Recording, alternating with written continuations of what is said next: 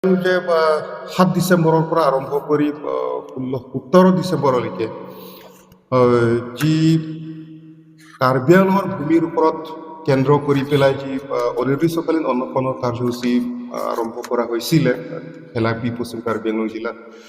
গতিকে সেইটো আন্দোলনৰ প্ৰতি অসম চৰকাৰে যিটো পদক্ষেপ গ্ৰহণ কৰিছে, বিশেষকৈ আলোচনাৰ মাজেৰে ত্ৰিপাক্ষিক বৈঠকৰ জৰিয়তে গোটেই বিষয়বিলাক আলোচনাৰ মাধ্যমেৰে মীমাংসা কৰাৰ পোষকতা অসমৰ মাননীয় মুখ্যমন্ত্ৰী ডক্টৰ হিমন্ত বিশ্ব শৰ্মা ডাঙৰীয়াৰ উদ্যোগ লৈছে আৰু তেওঁৰ উদ্যোগতেই অসমৰ তেওঁৰ সতীৰ্থ কেবিনেট মন্ত্ৰী ডক্টৰ অনুজ পেগুক মানে অনশনস্থলীত প্ৰেৰণ কৰি পেলাই আলোচনাৰ প্ৰস্তাৱ আগবঢ়ায় আৰু সেই আলোচনাৰ প্ৰতি সঁহাৰি জনাই অনশনকাৰী তথা ৰাইজে সঁহাৰি জনাই পেলাই অনশনৰ কাৰ্যসূচী উঠাই লোৱা হৈছে, সেইখিনি আমি জানো।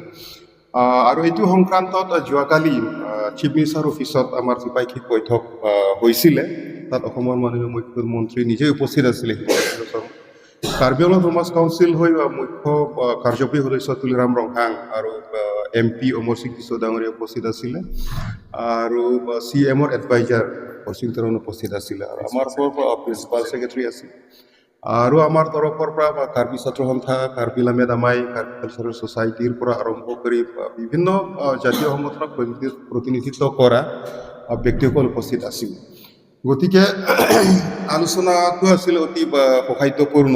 অসম চৰকাৰ বা সমাজ কাউন্সিলৰ পৰা যি ধৰণে ইছ্যুবিলাকৰ ওপৰত বিবেচনা কৰি পেলাই সমাধান কৰাৰ পদক্ষেপ লোৱাৰ যিটো আশ্বাস দিলে আৰু গোটেই বিষয়বিলাক আলোচনা কৰাৰ অন্তত অসমৰ মাননীয় মুখ্যমন্ত্ৰী হিমন্ত বিশ্ব শৰ্মাৰ নেতৃত্বতে 5টা প্ৰস্তাৱ আমি যোৱাকালি গ্ৰহণ কৰিছিলোঁ আৰু তাক কাৰ্যকৰী কৰাৰ কাৰণে একাধিক্ৰমে এটাৰ পিছত আন এটা মানে তেনেকুৱা আলোচনাবিলাক আমি আকৌ কৰি যাম।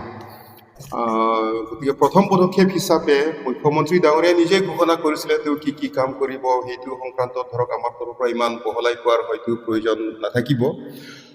গতিকে প্ৰথম পদক্ষেপ হিচাপে ইয়াক যিবিলাক সিদ্ধান্ত লোৱা হৈছিলে কাৰ্যকৰী কৰা, প্ৰথম পদক্ষেপ হিচাপে এই 29 তাৰিখে ডিচেম্বৰ মাহত কাৰ্বি আংলং সমাজ কাউন্সিল আৰু আমাৰ মাজত যুটীয়া বৈঠক আকৌ মানে পদক্ষেপ কেনেকৈ ক'ৰ পৰা আমি আৰম্ভ কৰিম সেইটোহে আলোচনা হ'ব। তাৰ পাছত আৰু তেনেকৈ কিছুমান বিষয় ধৰক মানে অনাৰেবল গুৱাহাটী হাইকোৰ্টতো মানে কেছ চলি আছে, সেইটোৰ ওপৰত আমি এতিয়া আইনৰ পিছতো মানে নামিবলৈ হয় যোৱাকালিৰ সভাত আলোচনা কৰা হৈছিলে।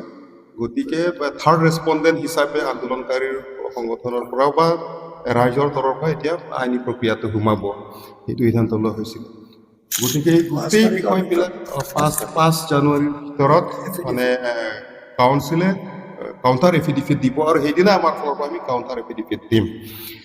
গতিকে আৰু এই গোটেই বিষয়বিলাক আলোচনা যিটো সিদ্ধান্ত লোৱা হৈছে তাক কাৰ্যকৰী কৰাৰ ক্ষেত্ৰত কি আৰম্ভ কৰিছে নে নাই বা ক'ৰ পৰা কেনেকৈ আৰম্ভ কৰিলে, কিয় কৰা নাই বা কিয় কৰিব লাগে, এই গোটেইবিলাক বিষয় ধৰক ৰিভিউ কৰিবৰ কাৰণে 17 জানুৱাৰী তাৰিখে পুনৰ অসম চৰকাৰ, কাৰ্বি আংলং সমাজ কাউন্সিল আৰু আমাৰ মাজত দ্বিতীয়লানি আকৌ ত্ৰিপাক্ষিক বৈঠক অনুষ্ঠিত হ'ব।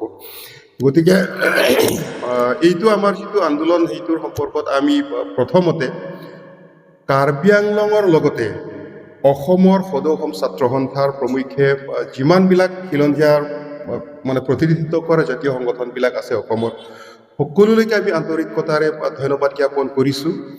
লগতে উত্তৰ পূৰ্বাঞ্চলৰ যিমানখিনি জাতীয় সংগঠন বা জাতিক প্ৰতিনিধিত্ব কৰা নেতৃবৃন্দসকল আছিলে, এই সকলো দল বা সংগঠন যিসকলে আমাৰ প্ৰতি তেওঁলোকে সমৰ্থন আগবঢ়াইছে সকলোলৈকে আমি কাৰ্বি ৰাইজৰ হৈ আমি ধন্যবাদ জ্ঞাপন কৰিছোঁ।